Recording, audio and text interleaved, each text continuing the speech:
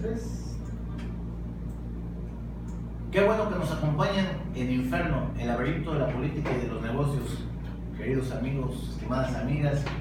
En esta ocasión, aquí en Inferno, tenemos como invitado al doctor Khaled Krami, una autoridad internacional en los temas de la participación ciudadana, en los temas de la comunidad segura, en temas de proximidad, seguridad pública, en la policía. En alguna ocasión lo conocí siendo una pieza fundamental en el tema del programa de policía de proximidad, ¿cómo le llamaban? Primer contacto. Oiga, doctor, y también luego me lo encontré en la Semana Nacional de la Seguridad Pública, ¿no? Donde fui en calidad de colado, en calidad de invitaron pues ahora al titular de ese tiempo, que era el alcalde, y pues él tuvo a bien invitarme a mí. Entonces yo estaba ahí. Recuerdo que me tomé fotos con el secretario de Seguridad Pública de Colombia, y bueno, él tuvo un personajazo, yo, pero colado ahí, ¿no? Doctor, un verdadero honor que esté usted aquí entre nosotros, compartiendo su experiencia. Quiero que sepa al público que nos escucha, que nos ve, que nos lee a través de las redes sociales de mi casa aquí, Cambio Digital, que si hay una persona docta y perita, pero además profesional y honesta en el tema de seguridad pública, esa persona es el doctor Khaled Krami. Doctor, sin mayor preámbulo. No, hombre, licenciado, muchísimas gracias a tu amable auditorio, y muchas gracias por tan excelente traducción, merecida, pero estamos siempre a la orden, y agradecido de estar en este programa siempre tan interesante, tan puntual, y donde verdaderamente quiero decirle que soy fanático del programa, que lo sigo en las redes sociales, y que para mí es pulsómetro de lo que siente y piensa la ciudadanía. Y yo soy al contrario, ¿no? Estoy honrado de la invitación que se me ha hecho. Doctor, hombre, y decirlo, quiero decirles, amables amigos, que doctor tuvo a bien dar la invitación para llegar temprano aquí a Veracruz. Yo sé que él tiene una agenda bastante pronunciada, una agenda muy ocupada, pero llegó desde temprano. Hemos platicado de todo, hemos compuesto el mundo al revés y al derecho, y por supuesto que hemos también compartido la experiencia tan grande que tiene el doctor. Doctor, sin mayor preámbulo, entrando en materia, usted sabe que de un tiempo a la fecha el tema de la seguridad pública se ha vuelto un tema tabú en todo el país. No quiero yo hablar de color, ni de personajes políticos, ni de ideologías, y mucho menos de partidos. Quiero hablar de la percepción. Usted me decía hace rato unas palabras que me parecen muy adecuadas, ¿no? La percepción es realidad. ¿Por qué cree usted que el tema de la seguridad pública se maneja como un tema tabú cuando hay profesionales, y usted el primero de ellos, que hace un trabajo excelente dándole a conocer a la gente que seguridad pública es protección, es prevención, es amistad, es solidaridad, y no lo que la gente tiene como percepción? Es fácil trabajar en la calle en este tema. Bueno, es un tema bastante complejo, pero a veces como seres humanos tendemos a complicar mucho los temas cuando pueden ser tan simples como nosotros lo decíamos.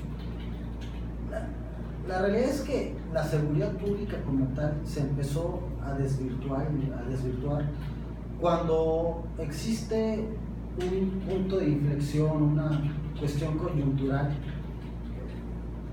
Hace aproximadamente 16, 18 años, cuando ya el narcotráfico y el crimen organizado se convierte ya no en un tema de seguridad nacional, sino de seguridad pública, y entonces los ámbitos de seguridad nacional y seguridad pública empiezan a tener litorales difusos, y en esos litorales difusos empiezan a entrar actores como el ejército, como la marina, como las policías federales, la policía federal, la policía estatal, las municipales, y empieza a haber toda ahí una serie de esfuerzos conjuntos, pero en un principio pues hay que decirlo como son las cosas, no del todo coordinados.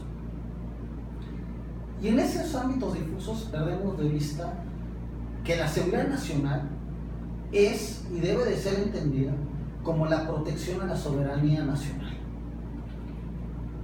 ante un adversario, un enemigo externo.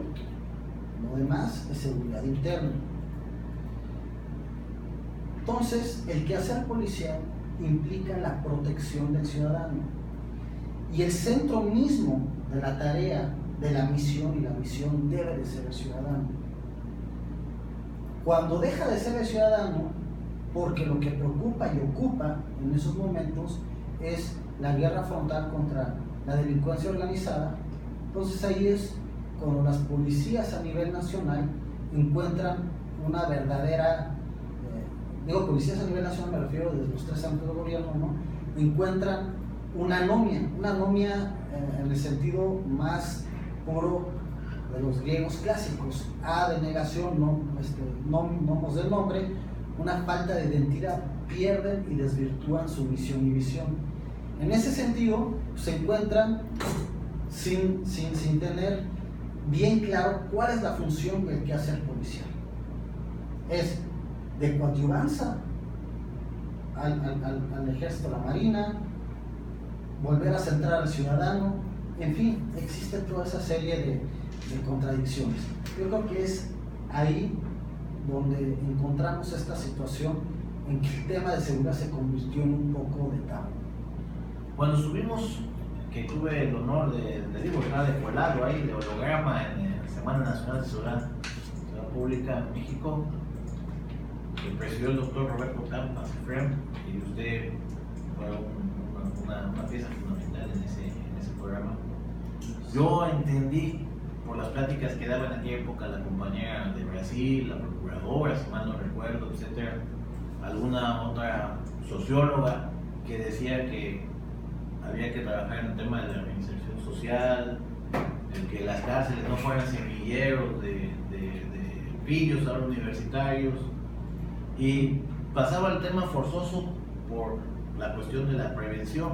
Yo quisiera que ahorita que regresáramos de la pausa que a continuación tenemos, nos dijera usted cómo se puede prevenir que una persona que nace en una situación muy paupérrima económica, con desintegración familiar, se convierta en un pillo, y cómo pasa que en la cárcel este pillo no se universite, sino que al contrario se reinserte en la sociedad, ¿no? Vamos a una pausa y enseguida continuamos con esto, pero ahí se lo contará para cuando volvamos. No se vayan, queridos amigos. Gracias por seguirnos acompañando en el infierno, el laberinto de la política y de los negocios. Recuerde que nos puede sintonizar todos los miércoles de 5 a 6 de la tarde, y la repetición de este programa los sábados de 10 a 11 de la mañana. Tiempo antes de que nos fuéramos a los comerciales, platicamos con el doctor Kramer sobre el famoso foro de seguridad nacional que organizó la Presidencia de la República a través del comisionado Roberto Campas, ¿no? De la participación ciudadana, etcétera, y hablábamos antes de irnos al comercial sobre qué hacemos. Por ejemplo, hay jóvenes que están en los cruceros. Hace algún tiempo tuve al doctor Matielo, que es una persona, una autoridad en el tema de la reinserción social y bueno, de la PGR, y él nos decía que México hace algunos años, para poder accesar a ciertas políticas públicas internacionales donde le beneficiaran recursos, etcétera, tuvo que básicamente decir que en México no había niños en los cruceros, ¿no? Que ya estábamos en otra etapa para que la ONU aprobara ciertos programas. No recuerdo con exactitud, pero así decía el doctor Matielo, ¿no? Sin embargo, si salimos aquí a Boca del Río, a Veracruz, vamos a ver niños y muchos indígenas, ¿no? Que no tienen la oportunidad. ¿Qué hacemos, doctor, para prevenir que ese tipo de gente que no conoce el amor filial, el amor familiar, que ese tipo de gente que es burlada, estigmatizada, violada, golpeada, humillada por semejantes, no se convierta en un delincuente sanguinario? Y ¿qué hacemos con las personas que llegan a la cárcel por alguna situación a veces a la injusticia? Porque la procuración de justicia en nuestro país anda en pañales, ¿no? Y arregle la corrupción. ¿Qué hacemos para rescatar, para prevenir? ¿Y qué hacemos para reinsertar a la sociedad a esta gente, ¿no? Es una pregunta verdaderamente compleja. La respuesta pues tiene que ser integral, en el sentido que para que exista una solución real, no solamente que quede en el ámbito etéreo de la teoría, sino que la podamos aterrizar y que realmente exista una reinserción social, pues debemos de entonces tener políticas públicas que sean sólidas, transversales, integrales, en tanto que pues exista generación de oferta laboral, ¿no? Muchas veces los primodelincuentes o aquellos que cometen delitos menores por primera vez, o a veces incluso graves por primera vez, que puede ser un robo a mano armada, se da precisamente porque, no lo digo yo, lo dice la estadística judicial, es porque no encontraron oportunidades laborales y no tienen otra más que delinquir. Ahora bien, no se puede decir que bueno, si no hay ofertas laborales, entonces la solución es delinquir. También ahí va acompañado de otra gran vertiente en donde hay que invertir mucho recurso, mucho esfuerzo como gobierno, como ciudadanía, es en la cuestión de los valores, que lamentablemente se están perdiendo porque, pues bueno, ¿no? Antes se generaban, y así se debe de seguir generando en el seno familiar, ya no tenemos los valores que por ejemplo tenían nuestros padres o nuestros abuelos. Dicen los sociólogos que se debe mucho a los altos índices de divorcio, a los altos índices de jefaturas maternas, ¿no? En fin. Pero para que realmente haya una política integral en materia de seguridad y de reinserción social, debe de ser una política transversal. Por eso la Subsecretaría de Prevención que usted comentaba, cuando el subsecretario era el señor Roberto Campa, se formó una dirección donde era intersecretarial, es decir que eran políticas transversales de 7 secretarías de Estado, donde las 7 entraban en algún tema de su ámbito hacia la prevención. Por decir algo, ¿no? La Secretaría de Economía tenía, y la Secretaría de Trabajo, de manera conjunta, desarrollaron un programa que era para la población penitenciaria, para que saliera y ocupara trabajos en un inicio. Y por ejemplo, la Secretaría de Gobernación pues también entraba ponía su esfuerzo también para esa materia, en cuanto por ejemplo les daban desde las cárceles algún tipo de capacitación y entrenamiento. Un oficio. Así es. Entonces se juntaban todas las secretarías y se hacía una política integral, no únicamente la Secretaría de Gobernación, sino también la Secretaría de Trabajo, la Secretaría de Economía, incluso Hacienda. Todos le entraban y diseñaban una política.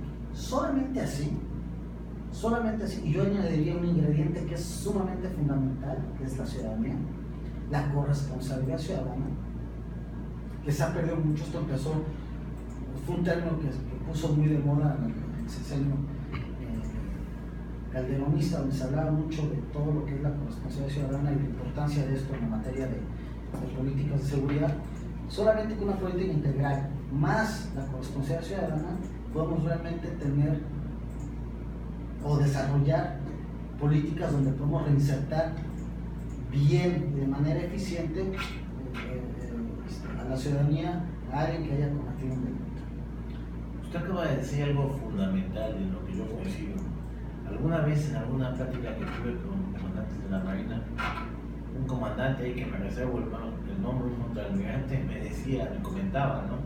Yo le preguntaba por qué tanta delincuencia, y sobre todo los índices de delincuencia muy marcados en jóvenes entre 18 a 24, 26 años, algo así, ¿no? Y él me decía, mire, le voy a dar la respuesta y espero que no se escandalicen. Y digo, dígame.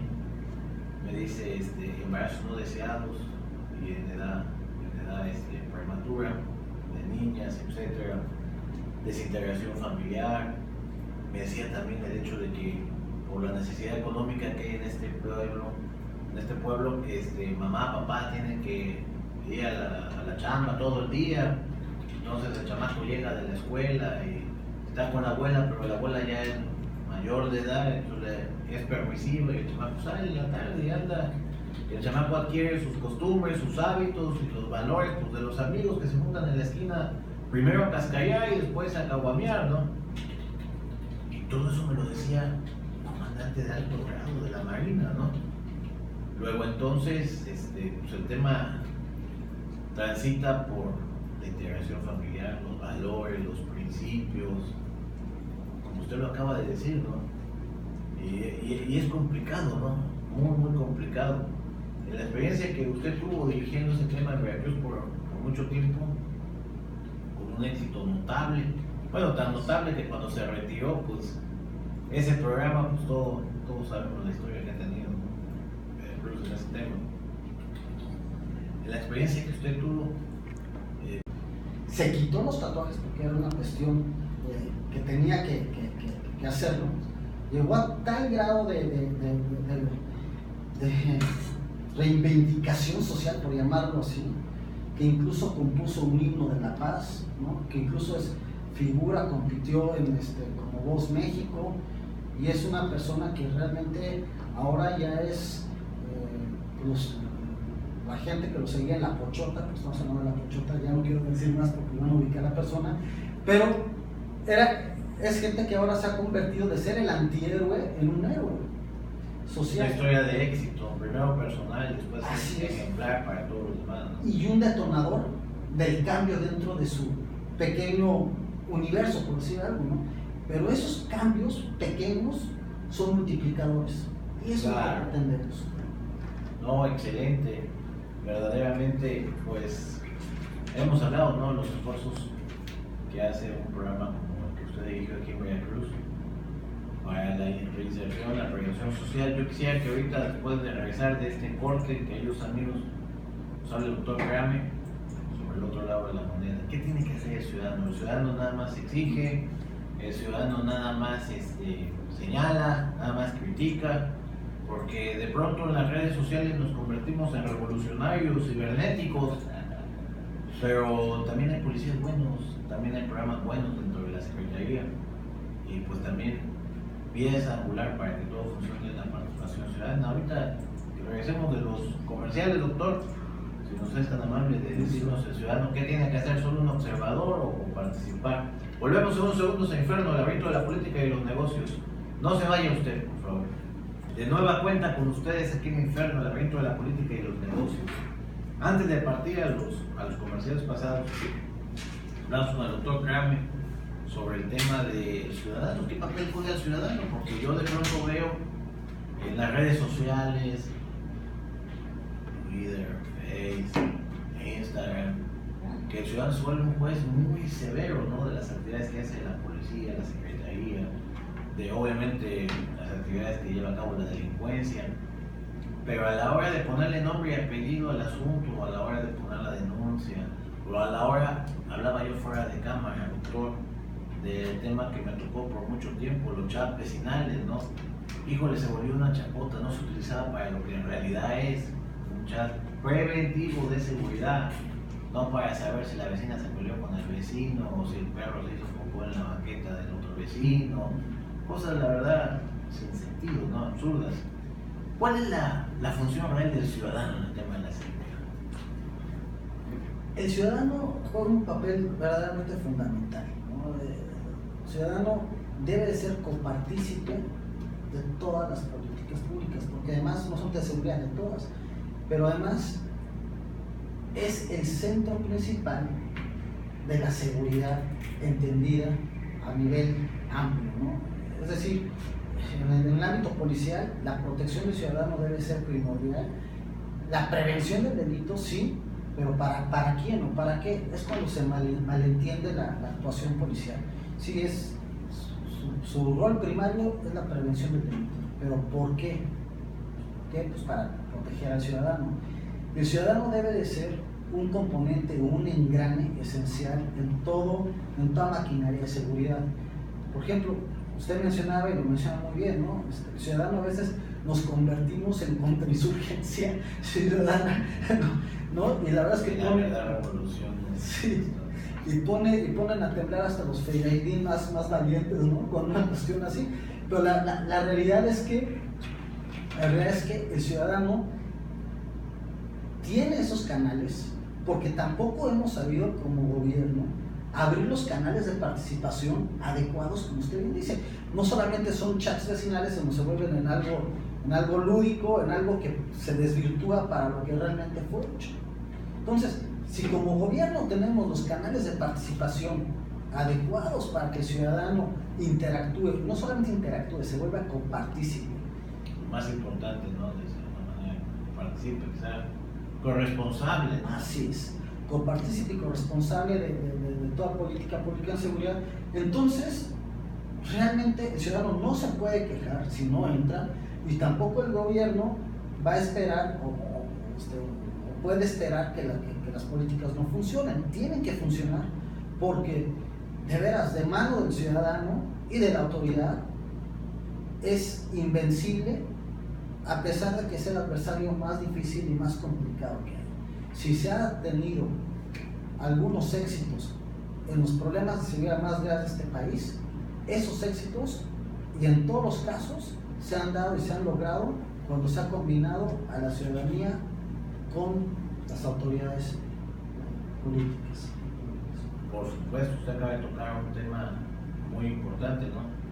Cómo los propios ciudadanos pueden organizar, cómo pueden coordinarse, ¿no? Cómo pueden participar. Pero lo que sí no pueden, está prohibido hacer, es no hacer nada. Porque al final, entiendo yo a través de las redes, a través de los medios de comunicación, etcétera, que el ciudadano está en el hartazgo de la impunidad y de la corrupción, pero debemos recordar que nuestras autoridades no vienen de Marte ni de Venus, ni son importadas de algún otro país, son emanadas de una sociedad enferma, poco participativa, lo decíamos fuera de la cámara, de una sociedad que no es responsable, o sea, de una sociedad que el primer grito y la primera señal, y al primero que señala es a otro, no a sí mismo. Decíamos cómo se integra la familia. Bueno, es importante que entren, pues, actores religiosos de todas las denominaciones. Es importante que el programa federal, estatal o municipal vaya enfocado a aterrizar, que sea de a pie, que tenga contextura y que no sea solo un papel. Yo recuerdo en puntos que he ido en el tema de seguridad, es muy presente lo que usted dice, ¿no? La percepción de realidad. No queremos con esto decir que sea un tema solo de percepción, claro que es de opciones, de represiones. Alguna vez estuve en una plática con altos mandos de la Marina y me decían, ¿qué es en cuántas partes está dividida la seguridad, ¿no? Y desde el punto de vista militar ellos decían que era prevención, represión, toda una serie de situaciones, ¿no? Y el ciudadano cuando oye esto, pues dice rápido, seguridad de derechos humanos, ¿no? Y caemos en la ironía de que luego los derechos humanos son más a favor del que delinque que el delinquido, ¿no? Por eso es tan importante definir.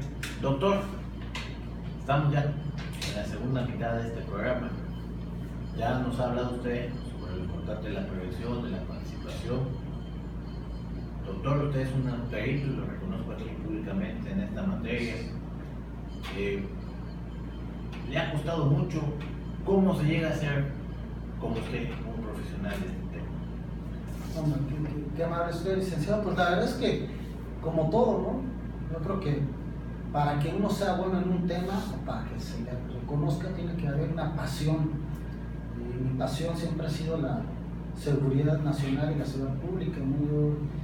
Cuando empecé estos temas, yo estaba haciendo mi licenciatura en el Centro de Investigación de Ciencia Económica, el CIDE. El CIDE, bueno, pues los actuales comentaristas nacionales, ¿no? Muchos han salido del cine, han participado en el cine, de la propia Denise Merker, Carlos Elizondo, por mencionar a algunos, ¿no? José Antonio Crespo, en fin, Jorge Chabat. Y en ese entonces yo estaba muy emocionado, muy ilusionado con el tema de la seguridad nacional, porque bueno, desde mis raíces familiares provienen del Líbano, ¿no? Mamá nacida en Líbano, me tocó por azares del destino estar en un viaje de verano, ¿no? Siendo yo joven, 16, 17 años, toca el bombardeo del aeropuerto de Beirut y no me puedo regresar a México. Y entonces me tengo que ir a la casa de mis abuelos maternos, que están ahí, y me toca estar una semana prácticamente en el sótano de la casa de mis abuelos escuchando las bombas, ¿no? Y a mí, de veras, me sorprendió la frialdad con la que decían, por ejemplo, mis tíos, los hermanos de mamá. Decían, es que esta bomba cayó, por decir algo, por el malecón, ¿no? O por la colonia Las Vegas. Yo me sorprendí, ¿cómo sabían eso? Era por la intensidad del sonido, ya determinaban a qué distancia caía. Ya tenían experiencia. Y con la frialdad, ¿no? Y yo estaba pues, obviamente asustado, habiendo vivido toda mi vida en México, en un país estable, de paz. En fin, regreso a hacer mis estudios concluí mis estudios de licenciatura y la tesis la hago sobre el STLN. Estoy hablando de 1998. Hombre, para que toque ese tema, el famoso comandante Marcos, ¿no? El publicista más grande que hay en México. Pues, sí, pero efectivamente fue un parteaguas en la historia contemporánea de la seguridad nacional en México. Termino ahí, pues bueno, y me tocó fundar el Sistema Nacional de Seguridad Pública, estuve en el CISEN, con el licenciado Tenlupión, estuve en varias cuestiones de seguridad donde empecé a desempeñarme profesionalmente. Compito para una beca en CONACYT, quedo en los primeros percentiles y decido hacer la maestría y el doctorado en el Reino Unido, y todo sobre temas de seguridad, ¿no? Pero yo creo que el secreto para contestar su pregunta, que es muy puntual, es como todos los temas, independientemente de cualquier disciplina, si hay una pasión por el tema, entonces inevitablemente uno va a encontrar el gusto, y además le van a pagar a uno por hacer lo que le gusta, ¿no? Igual lo convierte en un hobby, ¿no? Porque el hobby es todo lo que hace uno con diversión y con alegría, no importa si le pagan o no. Así es. Bueno, doctor, la verdad es que es un honor que usted esté aquí, ¿no? Los temas de la seguridad son muy complejos. ¿Por qué cree usted que se ha perdido esta percepción positiva que había en la seguridad, sobre todo en los 70s, los 80s? ¿Es un tema que pase por el hecho de que los medios de comunicación se hayan vuelto más escandalosos? Podemos hablar de que el mal siempre ha existido, pero pues ahora no es cubierto. ¿Qué cree que pase? Porque ahora se habla, usted prende el noticiero de horario estrella en la noche y de lo primero que habla es una nota roja, ¿no? ¿Por qué? La principal razón es que se ha desvinculado al policía de la ciudad, de la sociedad. Tiene que ver con muchos factores, ¿no? La tecnología, que ahora se usan patrullas, que van mucho más rápido, la comunicación, los radios Matra, pero principalmente creo yo que ha sido un cambio de paradigma en la parte de los modelos policiales en México, porque en Estados Unidos y en países industrializados han mantenido lo que se perdió lamentablemente en México, que ha sido la policía de vecindad, la policía de barrio. El famoso policía de barrio que andaba con una porra en la Así es. Doctor, si quiere volvemos ahorita, después de la última pausa aquí, Inferno, el laberinto de la política y los negocios, con este tema, ¿no? Gracias. De nueva cuenta aquí, amigos, en Inferno, el laberinto de la política y de los negocios. Hoy ya estamos platicando aquí.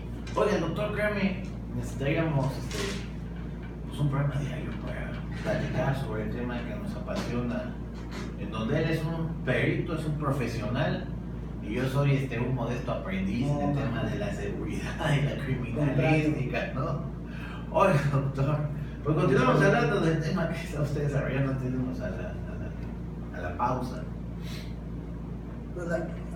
Yo digo que al contrario, licenciado, la verdad es que mis respetos, porque conocimiento del tema lo tiene usted y bastante, ¿no? Amplio. Comentábamos en la pausa, ¿no? Que cómo se da todo esto de la coparticipación ciudadana y cómo es importante que el ciudadano también entre y participe en todo lo que es las políticas públicas de seguridad, ¿no? Y realmente sabemos que los éxitos que se han tenido, porque se habla mucho, o tendemos a hablar de los fracasos, pero los fracasos, discutir los fracasos son fútiles si no se aprenden de ellos, si se hace una introspección y se crean realmente las soluciones a estos problemas.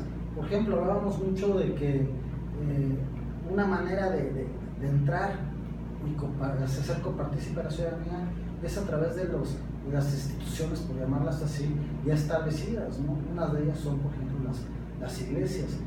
Las iglesias, Veracruz fue el primer caso en la República en donde empezamos a trabajar con iglesias a tal grado que se pedía permiso para entrar dentro de los templos, no solamente eran templos católicos, sino de distintas religiones, y se empezaban a dar pláticas sobre prevención, pláticas sobre la manera de evitar y generar violencia, y eso funcionó de maravilla, tal es así que llamó la atención de la Federación del caso veracruzano y lo incorporan como parte, como un programa ya federal que tienen que hacer los estados. ¿Por qué se tuvo ese éxito? Porque bueno, ¿no? A veces uno llegaba como autoridad y no tenía el aval ni la credibilidad ciudadana. Pero si mi aval era un líder religioso que tenía capital espiritual y con eso tenía Se abría la puerta para un trabajo más eficiente, ¿no? Así es. Y de mayor penetración. Así es. Y generábamos multiplicadores, porque entonces a las colonias donde no podíamos entrar como gobierno, ya entrábamos, porque era la propia ciudadanía quien demandaba que entráramos. Claro. De esos feligreses. Y creamos una serie de efecto dominó que incluso en la última, en la penúltima encuesta ya no estoy tan, no sigo tan puntualmente, porque esto en otros temas no sigo tan puntualmente el caso de Veracruz, pero la última encuesta que se hizo el INEGI, no fue alguna institución privada, sino fue una institución pública seria, ¿no? Como el INEGI, queda Veracruz entre los primeros lugares en esa materia. Curiosamente, con todo lo que ha habido, pues también en otros temas que, bueno, se abundan, delincuencia, en fin. Cuando participa la ciudadanía, licenciado, de manera activa, pero se les abren los canales para que participen, los canales efectivos, difícilmente nos gana la batalla la delincuencia. Pero debe de haber madurez, pues en el gobierno, ¿no? Para que ser perceptivo, ¿no? A escuchar el llamado del ciudadano, y sobre todo la participación del ciudadano, ¿no? Porque a veces me da la impresión que la policía, a mí me queda claro que hay policías muy decentes y muy honestos, así como hay policías corruptos e infiltrados por el crimen organizado, ¿no? Sin embargo, meterlos a todos en un paquete para el bien o para el mal, creo que es una injusticia muy solapada, ¿no? Y más cuando esto se hace por fines políticos o lo que sea. Acá estamos por concluir, doctor. Ha sido un verdadero placer que usted esté acompañando aquí. ¿Qué consejo dejaría usted? En Veracruz acabamos de sufrir un cambio que eleva las expectativas del ciudadano y le hace acariciar sueños de justicia, de seguridad. Igual, ¿qué idea dejaría usted para las personas que van a gobernar esto a partir del 1 de diciembre, ¿no? Esta nueva clase política? ¿Qué trabajo hay que hacer en el tema de la prevención? Yo creo que hay lecciones valiosísimas que se aprendieron, muchas por una vía muy difícil, las otras eran evidentes, pero yo lo que les recomendaría es que lo bueno hay que continuarlo y hay que incentivarlo, y lo que no funcionó, ver por qué no funcionó y hacer que funcione. Se necesita un proceso verdaderamente de introspección profunda. Yo creo que lo que debemos volver a hacer, no solamente en Veracruz, sino como país, es volver a centrar al ciudadano como objetivo principal de la seguridad del país. Ya no es, o no debe de ser, parte de la seguridad pública, combate a la delincuencia organizada. Yo creo que debe de ser la seguridad del ciudadano. Solamente regresando a esa cosmovisión, a ese origen, solamente así podremos tener verdaderamente avances fundamentales y sólidos en materia de seguridad. Además, muchas veces dices que en 2 años no se puede hacer mucho. Yo creo que se puede hacer bastante. Se puede hacer bastante. En tema de prevención debemos de otra vez revalorizar al ciudadano, centrarlo como principal elemento de la política de seguridad. Y solo así se pueden tener no solamente la percepción, que se convierte en la realidad, sino además podemos salir con nuestras familias, que es lo que queremos los mexicanos veracruzanos. Rescatar los pasos públicos. Así es, salir en familia, convivir, ganarle esos espacios a la delincuencia, ganar e imponer los valores familiares sobre toda esta, ¿no?, degeneración de valores que se vive en la calle. Generar las condiciones de empleo, generar las condiciones de estabilidad social y económica, y solamente en esa política integral podemos lograr esto. Yo creo que se viene un gobierno con una oportunidad de oro, ¿no? Es un punto de inflexión. Las expectativas son muy elevadas, claro, muy elevadas. Son muy elevadas porque vienen un cambio. Sobre todo en el tema de la prevención, de la justicia, del derecho, etcétera. Así es, y se esperan grandes cosas. El ciudadano así lo expresó en las urnas y así lo está esperando. Lo va a exigir seguramente a Así partir es. del 2 de diciembre. Y solamente participando en la ciudadanía, haciéndola copartícipe, es la única manera que se pueda poder tener un éxito compartido. Y tal vez no lo va a hacer así, pero si así fuera, sería un fracaso también compartido si no entra en la ciudadanía. Doctor, le agradezco infinitamente por la atención, la invitación de Inferno para que nos acompañe, para que nos acompañar. Seguramente estará en la revista, en otros programas. Claro, el tema de la seguridad y la prevención pues, es un tema que da para más. Muchísimas gracias por el favor de dejarnos entrar a su hogar, de escucharnos, de leernos, de vernos. Muchísimas gracias al doctor por asistir. Gracias a ti, doctor Mario. Nos vemos la próxima semana aquí en Inferno, el laberinto de la política y de los negocios. Recuerde que este programa lo puede usted ver sábado a las 10 de la mañana. Mi nombre es Luis Humberto Tejeda Taibo. Mientras tanto, que tenga usted una excelente experiencia de vida. Muchas gracias.